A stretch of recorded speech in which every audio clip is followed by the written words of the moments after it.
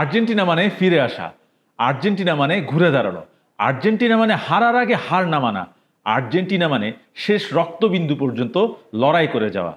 Argentina সেই লড়াইয়ের আরেকটা মহাকাব্য লিখল।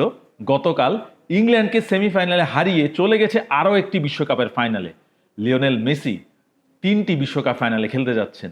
রোববার আর্জেন্টিনা মুখোমুখি হবে স্পেনের বিশ্বকাপের ফাইনালে, এবং এই ফাইনালের আগে আর্জেন্টিনা ইংল্যান্ডকে যেভাবে হারিয়েছে তাতে শিরোপাটা আর্জেন্টিনার হাতে দেখলে অবাক হওয়ার কিছুই থাকবে না।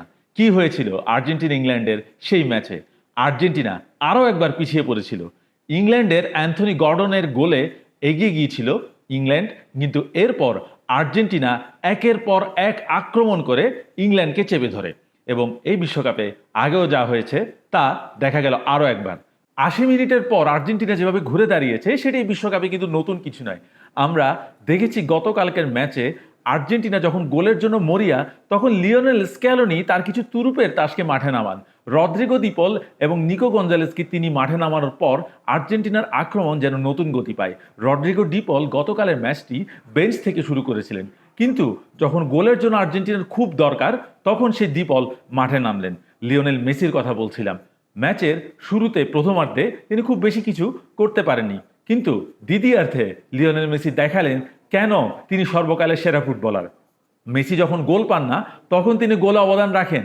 কালকে আমরা যদি দেখতে পাই ম্যাচের 80 মিনিটের পর লিওনেল মেসির পাস থেকে কিন্তু এনজো ফার্নান্দেজের সেই দুর্দান্ত গোল, যেটি হতভম্ব করে দেয় ইংল্যান্ড গোলকিপার জর্ডান পিকফোর্ডকে, এবং এরপর লটারো মার্টিনেজের কে দিয়ে আরও একটা অ্যাসিস্ট করান। এবং আমরা যদি একটু মনে করি সেই পাসটি, সেই ক্রসটি ইংল্যান্ডের দুজন প্লেয়ারকে বিট করে যেভাবে মেসি করেছিলেন সেটি কিন্তু তার ডান পায়ে ছিল, যে ডান পায়ে মেসি সচরাচর কিক নেন না। তার উইক ফুটবলে পরিচিত সেই ডান পায়ে করলেন মেসি সম্ভবত তার সর্বকালের সেরা অ্যাসিস্টগুলোর একটি, যেখান থেকে হেড করে মার্টিনেজ গোল করেন। এবং এই মার্টিনেজও কিন্তু প্রথম একাদশে ছিলেন না। এই বিশ্বকাপে লিওনেল স্ক্যালোনি আর্জেন্টিনাকে নিয়ে অনেক রকম কথাই হচ্ছিল, কেন তারা দুর্বল দলের বিপক্ষে বারবার পিছিয়ে পড়ছে, খুব বেশি ভালো খেলতে পারছে না। এমনকি সুইজারল্যান্ডের ম্যাচেও আর্জেন্টিনার সেই খেলাটি কিন্তু দেখা যায়নি। কিন্তু গতকালকে ইংল্যান্ডের বিপক্ষে যেন সেই পুরনো আর্জেন্টিনাকে দেখা গেল, যেটি দেখা গিয়েছিল কাতারে, যেটি দেখা গিয়েছিল লুসাইল স্টেডিয়ামে। কাতারের সেই আর্জেন্টিনা আবারও ফিরে এলো গতকালকের ম্যাচে। আমরা লিওনেল স্ক্যালোনির কথা বলছিলাম। আর্জেন্টিনার এই কোচ, মাস্টার টেকনিশিয়ান, আমরা দেখেছি গত বিশ্বকাপে তার কিছু বদলি, তার কিছু সাব ম্যাচের মোড় কিভাবে ঘুরিয়ে দিয়েছিল সেটি দেখা গিয়েছিল গতকালও। ইংল্যান্ডের সেটির কোনো জবাব ছিল না। ইংল্যান্ড সেজন্য নিজেদেরকে দোষারোপ হয়তো করতে পারে। এই ম্যাচে পিছিয়ে পড়ার পর তারা যেন রক্ষণে নিজেদের কাজটা ঠিকমতো করতে পারেনি, খোলসে ঢুকে গিয়েছিল, নিজেদের অর্ধে চলে গিয়েছিল, এবং আর্জেন্টিনা যখন তাদেরকে চেপে ধরে তখন তারা আসলে কিছুই করতে পারেনি। আর্জেন্টিনাকে কৃতিত্ব দিতে হবে সেজন্য, কারণ ঘুরে দাঁড়ানোর গল্পটা কেমন হয় সেটা আর্জেন্টিনার চেয়ে এই বিশ্বকাপে আর কোনো দল লিখতে পারেনি। আমরা যদি একটু পিছনের ম্যাচগুলো মনে করি তাহলে গ্রুপ পর্বের পরে নকআউটে সেই মিশরের বিপক্ষে 2-0 গোলে পিছিয়ে থেকে 3-2 গোলের অসাধারণ জয়, অথবা সেই ম্যাচের আগে কেপ ভার্দের বিপক্ষেও আর্জেন্টিনা যখন পিছিয়ে ছিল তখনও তারা এক্সট্রা টাইমে অসাধারণ একটি গোল করে শেষ পর্যন্ত জয় ছিনিয়ে নেয়। অথবা সুইজারল্যান্ডের বিপক্ষে সেই ম্যাচে যখন আর্জেন্টিনা শুরুতে এগিয়ে যাওয়ার পরও সুইজারল্যান্ড সমতা ফিরিয়ে ফেলেছিল, তখন আর্জেন্টিনা কিন্তু শেষ পর্যন্ত সেই ম্যাচটি জেতে। তাই এই বিশ্বকাপে আর্জেন্টিনাকে আগে গোল দেওয়া মানে যেন সেধে সেধে বিপদটি নিজেদের কাছে নিয়ে আসা। এখন স্পেনের বিপক্ষে কেমন হবে আর্জেন্টিনার সেই খেলা?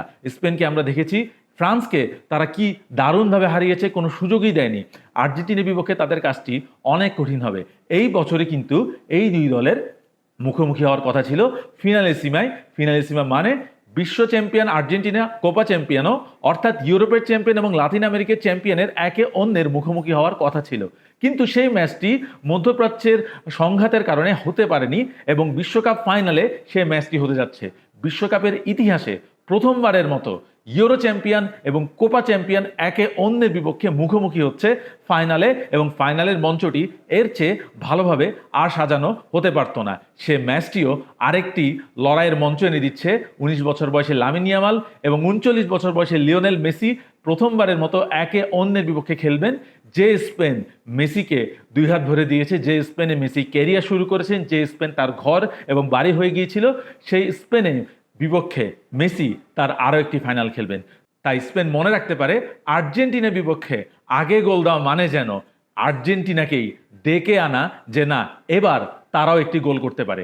তাই আর্জেন্টিনা এবং স্পেনের এই লড়াইটি সেই মহাকাঙ্ক্ষিত লড়াই, যে লড়াইয়ে এই বিশ্বকাপের সেরা দুই দল একে অন্যের মুখোমুখি হবে, যে লড়াইয়ে মেসির সঙ্গে ইয়ামালের দেখা হবে, যে লড়াইয়ে মেসির বিপক্ষে নামবেন বার্সেলোনারই এক ঝাঁক প্লেয়ার, যে বার্সেলোনা মেসির জন্য তার ক্যারিয়ারের অন্যতম সেরা সময় ছিল।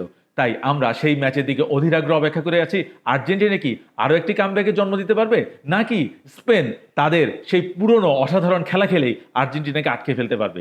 অপেক্ষা রোববারের জন্য, অপেক্ষা আরও একটি ফাইনালের। ততক্ষণ পর্যন্ত সুস্থ থাকুন, ভালো থাকুন, অনেক অনেক ধন্যবাদ।